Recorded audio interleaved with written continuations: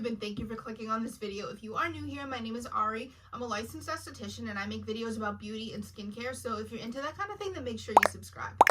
Side note, if you hear like a quiet ticking sound in the background, I apologize. Those are my dogs walking around the house. I cannot make them be quiet, and there is also like a bird conjunction party going on outside. I don't know. I'm sorry. There's like nature happening and I keep hearing birds. So if there are background noises, I apologize. Today's video I originally wasn't going to make. I kind of came up with the idea for it after the fact, but basically what happened is I made a video about the Cerave Hydrating Cleanser. The video is doing very well, but I got a ton of comments asking me about this product compared to the Salicylic Acid Acne Cleanser compared to the Foaming Cleanser. Both of those products are marketed towards acne clients, but they are slightly different, and I just kind of want to go over the difference between the two. That way, if you're trying to pick one out, you know which one fits your skin type best. Another kind of side note, so to be honest, neither of these are my favorite acne products, I would say, so I'm very picky about what I do use, and from the drugstore, I only really use Cerave. I'm sure there are a couple other brands if I were to like think about it and get deep into it, but Cerave is one of the only drugstore brands that I trust. But that does not mean that it's going to be the most effective product that you're ever going to use in your whole life. The reason that you would choose one of these products is because you're looking for a budget-friendly cleanser that is for acne, that isn't going to be something that's almost no active ingredients. It's really not going to do anything. I also will list down below other two cleansers that are like my favorite Salicylic Acid cleanser and favorite Benzoyl Peroxide cleanser. Those are both that I personally have used on myself, and they are more pricey, but they are also good options if you're looking for that. And before I get into it, if you haven't seen my The Truth About Cerave Hydrating Cleanser, then make sure you go watch that and then come back to this video. So the first cleanser is the Cerave Acne Foaming Cleanser. Now, anytime you see the word foaming in a product, that means that it's going to remove excess oil. So I really only recommend people to use foaming cleansers if you have oily skin. The first main ingredient in here is it is a 4% benzoyl peroxide cleanser. Benzoyl peroxide works basically to kill acne-causing bacteria on your skin so that it helps clear things up that way.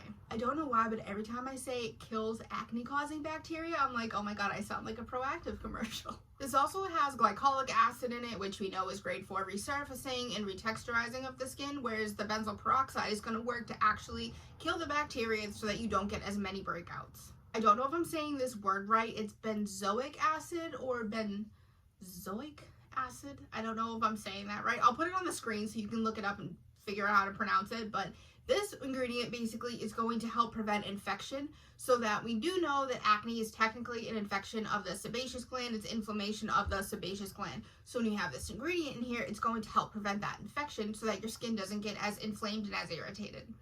This product does have ceramides and niacinamides in here, which is going to be good for like kind of repairing your barrier, making sure that you don't get too stripped and too dry. Same thing with the hyaluronic acid in here. It's going to help hydrate your skin. But I do want to warn you, anytime you're using something with benzoyl peroxide, it's going to dry you out and it's going to make you sun sensitive. So anytime you're using anything with this ingredient in it, you want to make sure that you're hydrating your skin really good, and you want to make sure that you're wearing SPF.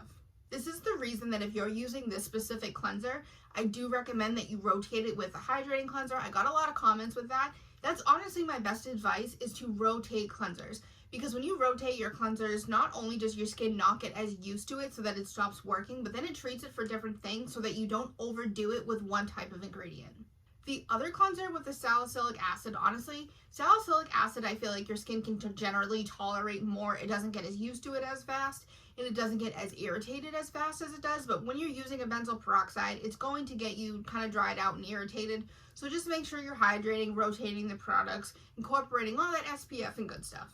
The main thing about this specific cleanser and this specific ingredient is that it is better for pustule acne. So when I say pustules, that basically means that it's bumps on your skin that look like whiteheads, like bubbles, and that if you squeeze them, kind of like rolling your fingers like that, they usually pop and the pus will come out. That is a pustule, so that is going to be different than papule acne and other types of acne that I'm going to talk about. So if your skin looks like that, it's usually prone to redness. I would say you find that if you like go in the sun, or that if you kind of roll around like sleeping on your face, you'll wake up with your face red.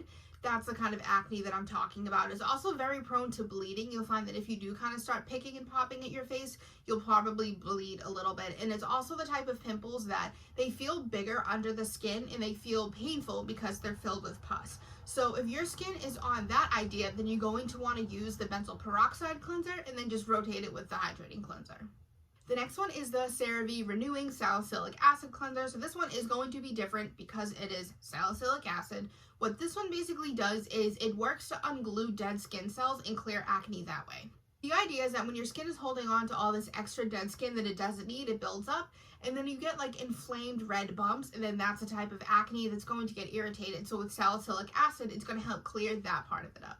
This is also a good option for you if you're prone to blackheads, because blackheads are they're one of the hardest things to get rid of, honestly, but they're like deep in the skin. You see them a lot of times in like the T-zone, like the nose area where it's little tiny black dots. Those are blackheads. So a salicylic acid is going to help with that because it's going to help unglue the dead skin that's holding all that in there and help clear it up. I do have another video about blackheads that I can link down below if you are interested in learning more about that type of acne specifically. So the other ingredient here that I want to talk about, I'm going to put on the screen right here just because, again, don't want to pronounce it wrong, but this is a surfactant that gives the product its slip.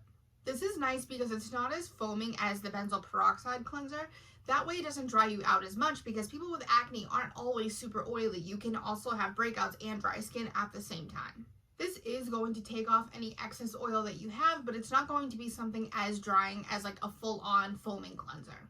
This cleanser is also the better option if you have more mild breakouts. Something stronger is going to be for obviously skin that's struggling more and longer with acne, but if you just get kind of bumpy skin, sometimes your bumps don't even look a different color than the rest of your skin. They're not irritated or red or anything like that. Some people are just prone to bumps like on their forehead. Sometimes you get them along like the sides of your face. If that's something that you're struggling with and you want to see like improvements in, then this one would be the one that you would use for that.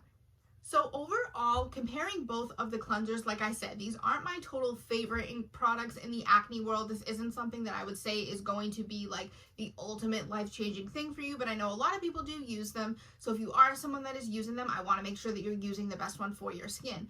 I do always recommend that you swap it out with hydrating cleanser and that you swap it out with some hydrating ingredients. That way you don't experience too much dryness overall.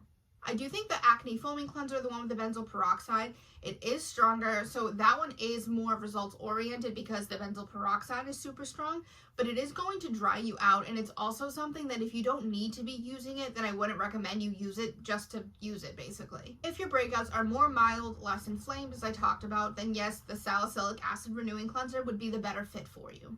Either way, I hope you found this video helpful. I hope I made it make sense. But definitely comment down below if you're using any of these three products, just because I'm curious to see how they've worked out for you in the past. And other than that, thank you so much for watching. Don't forget to subscribe, and I will see you in my next video.